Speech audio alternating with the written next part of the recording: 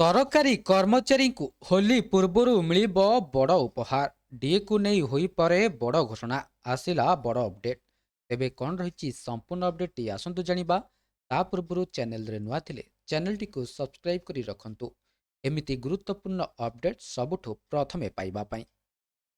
March ମାସ କେନ୍ଦ୍ର ସରକାରୀ କର୍ମଚାରୀଙ୍କ ପାଇଁ ଖୁସି ଆଣିବାକୁ ଯାଉଛି। ଗଣମାଧ୍ୟମ ରିପୋର୍ଟ ଏବଂ ଏଆଇସିପିଆଇ ଆଇଡବ୍ଲ୍ୟୁ ଯଥା କଞ୍ଜ୍ୟୁମର ପ୍ରାଇସ୍ ଇଣ୍ଡେକ୍ସ ଫର ଇଣ୍ଡଷ୍ଟ୍ରିଆଲ ୱାର୍କର୍ସର ସଦ୍ୟତମ ତଥ୍ୟ ଅନୁସାରେ ସରକାର ହୋଲି ପାଖାପାଖି ମହଙ୍ଗା ଭତ୍ତା ବୃଦ୍ଧି ପାଇଁ ଆନୁଷ୍ଠାନିକ ଘୋଷଣା କରିବେ ବୋଲି ଆଶା କରାଯାଉଛି।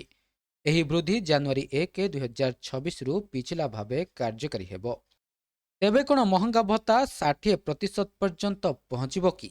ଡିସେମ୍ବର 2025 ପର୍ଯ୍ୟନ୍ତ ମୁଦ୍ରାସ୍ଫୀତି ତଥ୍ୟ ଆଧାରରେ ବିଶେଷଜ୍ଞମାନେ ଏଥର ଡିଏରେ 2% ବୃଦ୍ଧି ଆକଳନ କରୁଛନ୍ତି।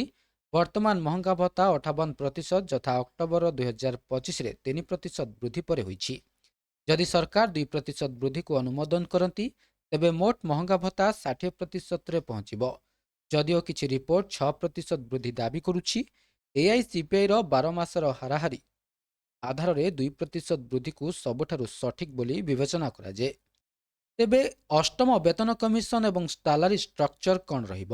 ସପ୍ତମ ବେତନ କମିଶନର କାର୍ଯ୍ୟକାଳ ଡିସେମ୍ବର 31, 2025ରେ ଶେଷ ହୋଇଥିଲା ଏବଂ ସେବେଠାରୁ ଅଷ୍ଟମ ବେତନ କମିଶନ ସମ୍ପର୍କରେ ଆଲୋଚନା ତୀବ୍ର ହୋଇଛି।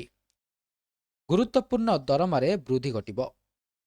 ଅଷ୍ଟମ ବେତନ କମିଶନ କାର୍ଯ୍ୟକାରୀ ହେବା ପରେ ଫିଟମେଣ୍ଟ ଫ୍ୟାକ୍ଟର ପରିବର୍ତ୍ତନ ହେବ।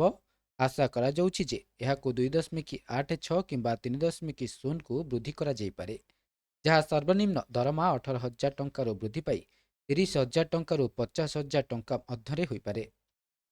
ଡିଏର ମର୍ଜ ହେବାର ସମ୍ଭାବନା। ଚର୍ଚ୍ଚା ହେଉଥିଲା ଯେ 50% ଡିଏ ହାସଲ ହେବା ପରେ ଏହାକୁ ମୂଳ ଦରମା ସହିତ ମର୍ଜ କରାଯିବ, କିନ୍ତୁ ଅର୍ଥ ମନ୍ତ୍ରାଳୟ ବର୍ତ୍ତମାନ ପାଇଁ ଏହି ପ୍ରସଙ୍ଗରେ ନୀରବ ରହିଛି।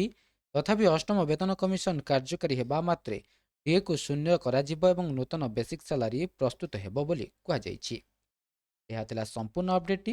ଭିଡ଼ିଓଟି ଭଲ ଲାଗିଥିଲେ ଭିଡ଼ିଓଟିକୁ ଲାଇକ୍ କରନ୍ତୁ, ସେୟାର କରନ୍ତୁ ଏବଂ ଚ୍ୟାନେଲଟିକୁ ସବସ୍କ୍ରାଇବ୍ କରିବା ପାଇଁ ଭୁଲନ୍ତୁ ନାହିଁ।